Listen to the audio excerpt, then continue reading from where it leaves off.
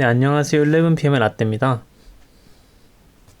그동안 저 혼자서 저만의 관점을 많이 전하고 했었는데, 한 방식으로만 너무 굳어가고, 너무 제 입장에서만 말씀을 드리는 것 같아서, 오늘부터는 제 주변 지인들을 게스트로 해서 사람들의 이야기를 좀 더 들어보는 형식을 가져가 보려고 합니다. 오늘은 원래 라떼셋에서 함께 했던 크림씨를 다시 모셨습니다. 오늘 크림씨와 함께 다뤄볼 주제는 변해버린 친구 사이라는 주제인데요. 그럴 때가 있잖아요. 어렸을 때는 되게 죽이 잘 맞고 한 그룹 안에서 되게 친하다고 생각했던 친구가 성인이 되고 나서는 뭔가 만날 때마다 안 맞는다고 느끼고 심지어 만나고 나서 되게 지친다는 느낌이 드는 친구가 있다면? 이라는 주제입니다. 오늘 주제는 제가 선정을 했다기보다는 크림씨가 선정을 해주셨는데 어떤 계기로 이런 주제를 선정하게 되신 건가요? 최근에 저도 이제 친구 관계에 대한 고민이 좀 있어서 이 얘기를 꼭 하고 싶다라고 이제 라떼 씨한테 말씀드려서 하게 됐는데요. 이제 제 얘기를 이제 시작해 보면 이제 나이가 들면 들수록 대학이나 사회에서 만난 사람들보다 어렸을 적부터 알아온 친구가 더 소중하게 느껴지곤 하잖아요. 가령 초등학교 친구라고 한다면 초등학교 때의 나의 모습, 중학교 때의 나의 모습, 고등학교 때의 나의 모습을 모두 다 알고 있는 거잖아요. 그리고 그 세월만큼 이제 이런저런 추억이 많기도 하고, 제게도 그런 친구가 있어요. 초등학교 6학년 때 저는 집 앞 조그만 학원을 다녔었는데 거기서 처음 그 친구를 만나게 됐죠. 그렇게 친하게 지내다가 학원을 그만두게 돼서 연락도 자연스레 끊어졌어요. 저 때만 해도 이제 지금 친구들이랑 다르게 핸드폰은 중학교 입학 선물이었고 연락을 하려고 하면 집 전화번호가 거의 유일했거든요. 근데 이제 그 친구랑은 집 전화번호를 하지는 않았고 여하튼 그렇게 잊고 지내다가 이제 중학교 입학하기 전에 소집일이 있잖아요. 그때 그 친구를 다시 만나게 됐어요. 되게 이제 운동장에서 그 친구를 봤는데 그 친구가 저를 보면서 되게 반가워하던 게 눈에 선하거든요. 자주 보지는 못했어요, 사실. 이제 그 친구가 서울로 이사를 간 것도 있고 한창 잘 어울려 놀던 시기는 지금으로부터 5년 전인 2014년이었어요. 제가 빠른 년생인 탓에 제 또래보다 1년 늦게 성인이 됐거든요. 그래서 2014년엔 한창 그 친구랑 어울려 놀았어요. 해 뜰 때까지 마시다가 낮에는 자고 해가 저물 때쯤 다시 연락해서 또 술 마시고 거의 매일매일 그렇게 지냈던 것 같아요. 그 시기가 겨울방학인 것도 있었고, 제가 이제 완전히 성인이 돼서 그런 것도 있었죠. 그렇게 한창 같이 놀다가 개강을 하고 봄이 찾아올 시점에는 저는 학교를 다녀야 되고 이제 그 친구도 하고 싶은 게 생겨서 조금씩 멀어졌어요. 물론 간간히 연락을 하고 지냈지만 지난 겨울처럼 내내 붙어 있진 않았죠. 2015년, 2016년까지 잘 연락하고 지내다가 2016년부터 그 친구를 만나고 나면 그런 감정을 느끼기 시작했어요. 무언지 모를 찝찝함과 이유 모를 서먹함 같은 감정 있잖아요. 분명히 서로 바뀐 건 없는데 문득 그 친구랑 같이 있으면 이 친구랑 내가 지금 뭐 하고 있는 거지? 그런 생각이 드는 거예요. 그래서 2016년 여름 이후부터는 연락을 잘 안 하게 됐던 것 같아요. 서로 안부차 연락을 하곤 했는데 구체적으로 이제 만날 약속을 잡지는 않았던 거죠.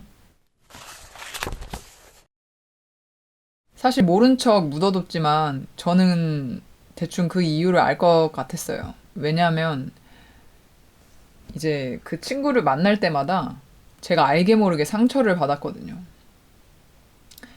그 모든 상처의 원인은 대부분 그 친구가 제게 툭툭 내뱉은 외모나 몸매에 대한 얘기였어요. 요즘 말로 흔히 품평한다고 하죠. 언제 한 번은 그 친구가 그 당시 만나고 있던 사람이 제 메신저 카카오톡 프로필 사진을 보고 다은이는 촌스럽게 생겼어 라는 말을 했나 봐요. 그런데 그 얘기를 저한테 전하면서 그 친구가 되게 막 웃기다는 듯이 내가 혼내줬다 이렇게 얘기를 하더라고요. 그 얘기를 들은 것도 기분이 나쁜데 이제 친구가 그 얘기를 웃으면서 하는 것도 기분이 상당히 나빴죠.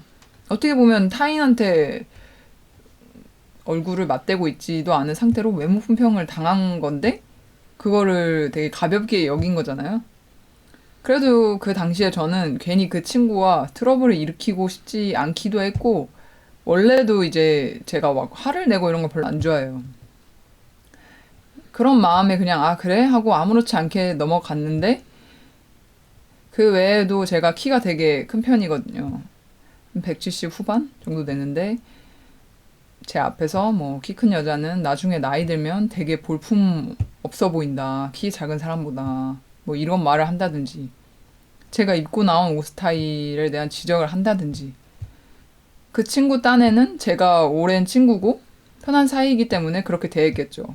지금은 물론 제 자신에 대한 확신도 확고하고 그런 말이나 행동에 쉽게 휘둘리지는 않지만 그 친구와 함께 했던 과거엔 제 자신에 대한 의문을 끊임없이 던지고 뿐만 아니라 자존감도 많이 낮아졌던 것 같아요. 저는 제 나름대로 관계 정리에 대한 결단력도 빠르고 확고하다고 생각을 하는데 이 친구만큼은 그게 정말 쉽지 않더라고요. 같이 보낸 세월 때문인지 그동안 쌓은 정 때문인지는 몰라도 이 친구를 만나면 제가 다시 상처받을지도 모르겠다는 마음에 일단 거리를 두긴 했지만 관계를 쉽게 정리하고 싶진 않았어요. 그래서 제가 내린 결론은 지나간 세월은 지나간 대로 묻어두고 이 친구와의 관계를 새로 정리하자. 비교적 최근에 내린 결론이었어요. 이 문제를 끙끙 앓으면서 고민을 이제 되게 많이 했거든요. 과거의 나와 현재의 내가 100% 완벽하게 같을 수 없듯이 저는 그 친구도 마찬가지라고 생각을 해요. 관계도 마찬가지죠. 어느 시점엔 그 누구보다 가깝고 잘 맞고 친했었지만 지금은 아니라면 그 관계를 새로 정의해야 한다고 생각해요. 책도 초판을 찍고 그 이후에 부족한 점을 보완하여 개정판이 나오잖아요. 저는 관계도 책과 같은 의미를 지녔다고 생각을 해요. 낡은 관계 또한 계속해서 개정해 나가야 한다는 거죠. 이 글을 쓰고 난 후에 다행히도 저는 이 친구를 만나서 과거의 일들을 잘 풀었어요. 그래서 제가 하고 싶은 말은 물론 내게 독이 되는 관계는 구태여 이제 이을 필요는 없죠. 이제 가차없이 정리를 하는 게 맞을 수도 있겠지만 잘 풀어나가면 이전과 다른 새로운 국면을 맞을 수 있다는 겁니다.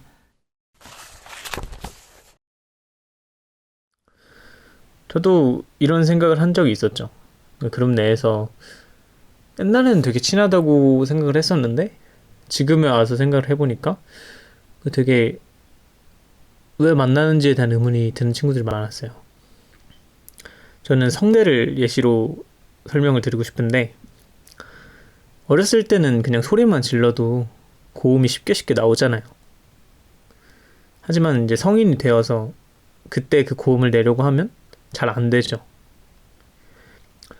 그래서 성인이 돼서 다시 고음을 내려고 하면 발성을 배워서 그 고음에 맞는 포지션으로 조율이 필요하다는 거죠.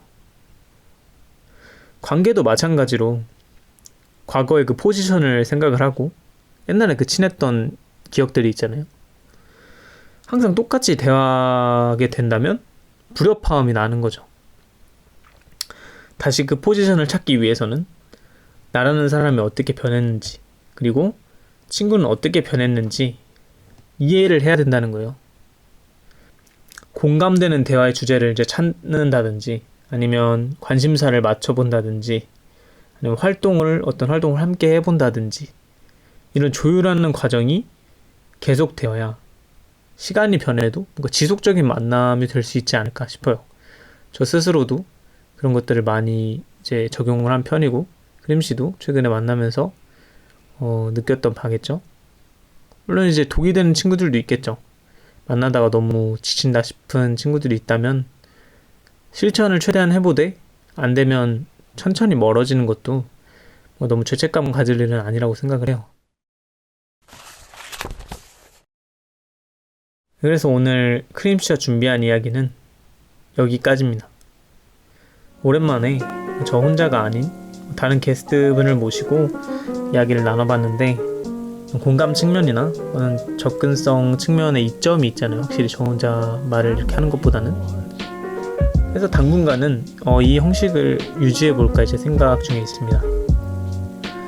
그리고 이제 바닐라 씨의 공백으로 인해서 아무래도 일주일에 한 편이 보통의 업로드 주기가 되지 않을까 예상을 하고 있습니다.